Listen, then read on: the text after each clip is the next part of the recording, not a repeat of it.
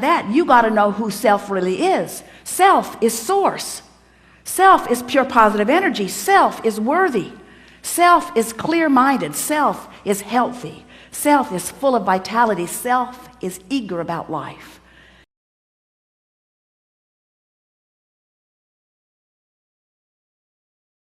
When you let being in this vortex, when you let tuning yourself into the vibrational frequency of all that you are be your top priority, you get so much life back. Do you know how many arguments, how many words, how many efforts, how much action is necessary just to keep you alive and out of desperation when you're not in the vortex? In other words, it's a big effort to live this life when you're counting on your words and your action and your effort to make it happen. It's interesting. You could just have a conversation with one very well-meaning mother about her child that she adores more than life itself, and listen to all of the gyrations that she is going through in order to sort of kind of understand what's going on with her little boy and put it in the proper perspective, when really all she needs to do is step away from whatever's bothering him and away from whatever's bothering her and focus upon something that gives her access to the vortex, and from inside the vortex everything's clear. You cannot lead from behind. And if you are not in the vortex, then you have nothing to give anyone. Sometimes people say, Abraham, it seems like you teach selfishness. And we say, we really, really, really, really do. Because selfishness, let's define it. Selfishness means vibrational alignment with self. And in order to understand that, you got to know who self really is. Self is source. Self is pure positive energy. Self is worthy. Self is clear-minded. Self is healthy. Self is full of vitality. Self is eager about life. And when you are willing to be selfish, which means you are willing to mimic the vibration of self, which means you're willing to release the thoughts that hold you apart from that and practice the thoughts that cause you alignment with that, which simply means you're selfish enough to care how you feel. That's when they call it selfish. People say, oh, you're so selfish, you're pleasing you. And what they mean is, you should please me.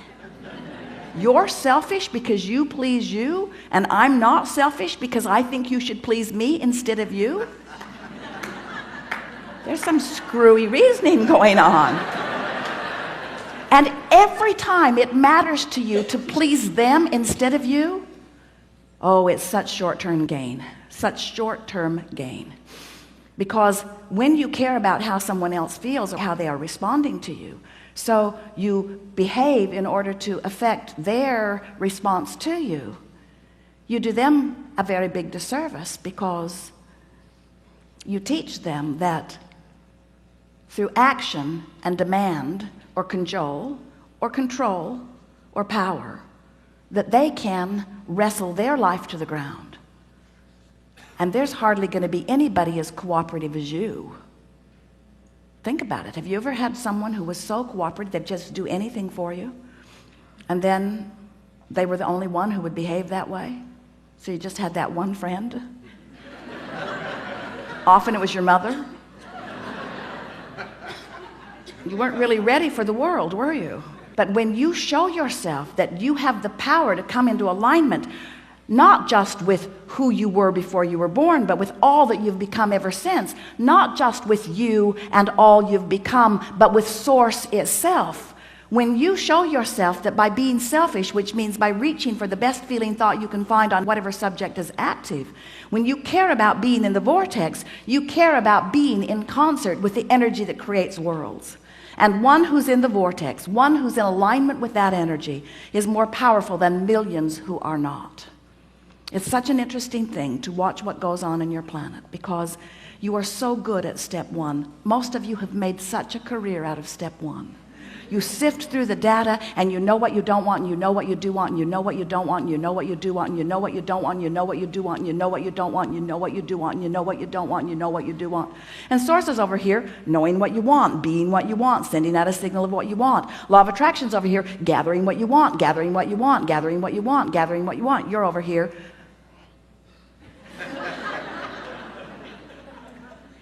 That's creating by default. That's going where the wind blows. That's complaining about whatever they're complaining about and feeling about whatever's happening. But when you decide that you're going to take control of your relationship to who you really are, when you decide that you're going to tend to this gap between you, wherever you are on whatever subject you're experiencing, and who you really are and what you know about the same, now life is going to take a new form and shape for you.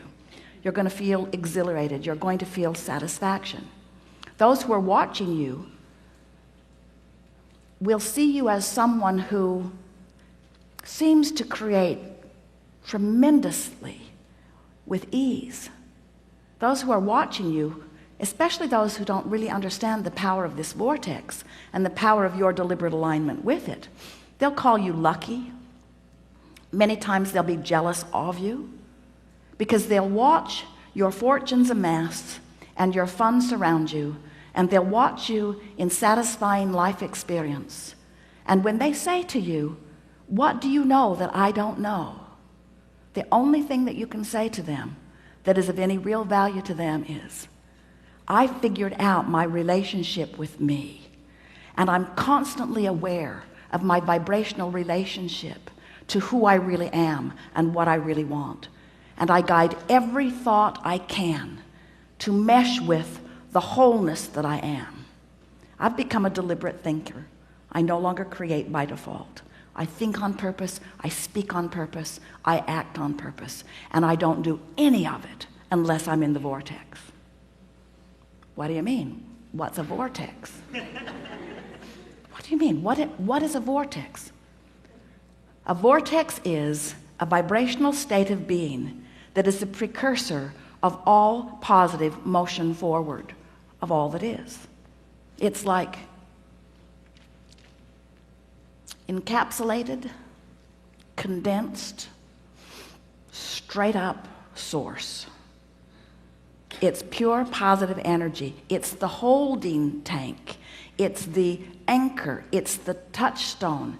It's the place where all dreams and wishes and hopes are held until we find vibrational alignment with them. It's the eternal pool of well-being to which each of us have added mightily along the path of our physical experience. So this vortex, it is a reality even though you can't see it, but you can feel it. You know how your dog hears things you can't hear and smells things you don't want to smell? Because your dog has more acute sensitivity to sound than you do.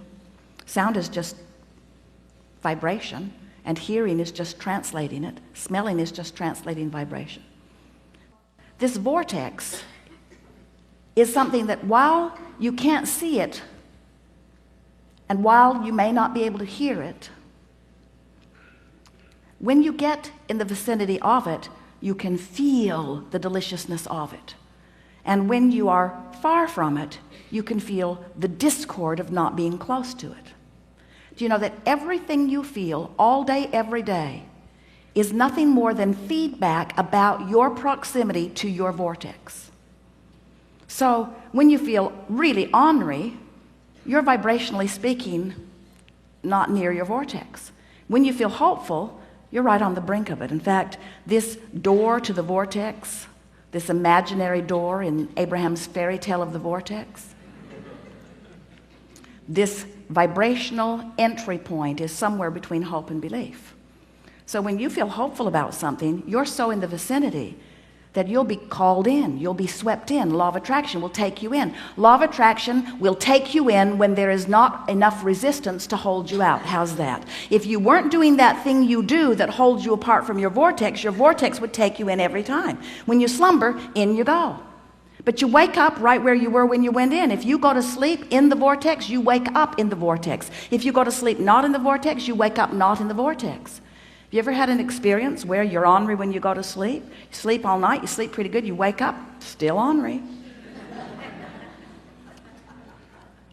So the vortex is the source of well-being, calling you home, so to speak, calling you to all that you've created.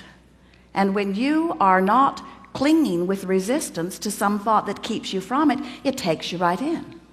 So really, when we say we want you to get into the vortex, what we really mean, a much more accurate way of saying it is, we want you to stop doing that thing you do that keeps the vortex from taking you in easily. Oh, you're going, you're just not going willingly sometimes. In other words, when you croak, in you go. So wonderful to watch you die.